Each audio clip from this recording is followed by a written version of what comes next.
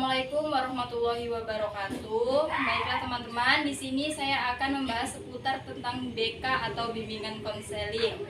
Sebelumnya perkenalkan dulu, nama saya Rismayana dari Prodi PBSI Steki Prokania semester 5 dengan NIM 1903004. Nah, di sini saya sudah bersama dengan Ibu BK atau Ibu guru dari mana, Bu? Saya guru BK dari SMA Negeri 3 Tambusai Utara. Nama saya Ibu Tuti Rahayu SPD, biasa panggil Ibu Tuti. Saya guru BK di SMA. Baik teman-teman, sekarang kita bersama dengan Ibu Tuti dari Sekolah SMA Negeri 3 Tambusai Utara. Nah, di sini pertama saya akan menanyakan sedikit seputar tentang bimbingan konseling. Nah, Bu, berapa lama Ibu menjadi guru BK di sekolah yang Ibu ajar saat ini? Saya sudah menjabat menjadi guru BK ini selama 2 tahun. Oke, Ibu sudah menjabat sebagai guru selama 2 tahun ya.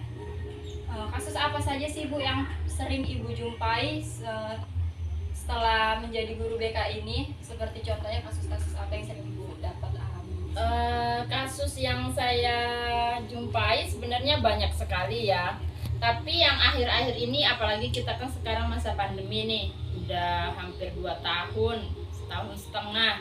Berarti saya kan sebelum masa pandemi hanya 6 bulan kan. Nah, selama pandemi ini yang paling banyak adalah tentang tugas. Nah, karena kami belajarnya secara daring atau online sebelum tatap muka terbatas ini, banyak sekali keluhan dari guru kelas, dari guru mata pelajaran yang mengeluhkan anak-anak banyak yang tertinggal tugas atau tidak mengerjakan tugas karena mereka tidak langsung berhadapan dengan gurunya. Berarti teman-teman, memang selama pandemi ini kita belajar daring itu saya rasa juga kurang efektif ya Bu. Iya. Dan saya sendiri juga seperti itu, terkadang merasa bosan jika perkuliahan ini secara daring dan tidak efisien. Nah, selanjutnya Bu, apa saja sih Bu tugas guru BK di sekolah ini? Tugas guru BK itu banyak sebenarnya. Kalau yang dilihat secara umum, mungkin kalian melihat guru BK nih cuma bertemu dengan anak yang bandel gitu kan. Tapi kalau sebenarnya BK itu punya program, bukan cuma anak yang bandel, anak yang sudah pintar misalnya, yang sudah bagus perilakunya, itu juga harus lebih diarahkan ke yang lebih baik supaya mereka lebih mengerti. Karena di sekolah itu kan kita tidak hanya mengajar, kita juga mendidik.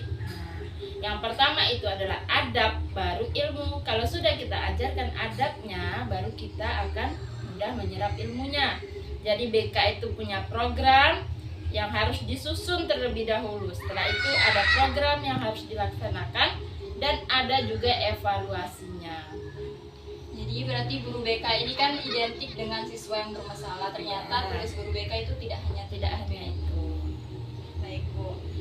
Selanjutnya di sini saya ingin menanyakan juga kasus di sekolah ini, kasus apa saja yang dihadapi seandainya seorang siswa itu bermasalah. Nah, apakah di situ guru BK langsung turun tangan atau kita serahkan dulu ke wali kelasnya? Kalau ada siswa bermasalah, kita ada prosedurnya. Karena kan sebelum guru BK ada wali kelas. Wali kelas itu pastinya lebih dekat dengan anak. Nah, sebelum ke guru BK, wali kelas harus menangani anak terlebih dahulu. Nanti kalau sudah beberapa kali dia tidak bisa, ibaratnya anak tetap nih tidak berubah, baru kita serahkan dengan guru BK. Itu juga tetap harus didampingi dengan wali kelas. Nah, setelah lagi kalau dengan guru BK juga tidak selesai, ibaratnya masih ada juga dia bandel misalnya, masih juga dia cabut, nah kita panggil orang tua. Nah, itu pun ada peringatan pertama, kedua, dan ketiga. Berarti sebelum kita memproses siswa tersebut, kita harus sesuaikan tentang dari prosedur. Ya, karena harus wali kelas terlebih dahulu. Kalau sudah selesai wali kelas, tidak perlu ke guru BK.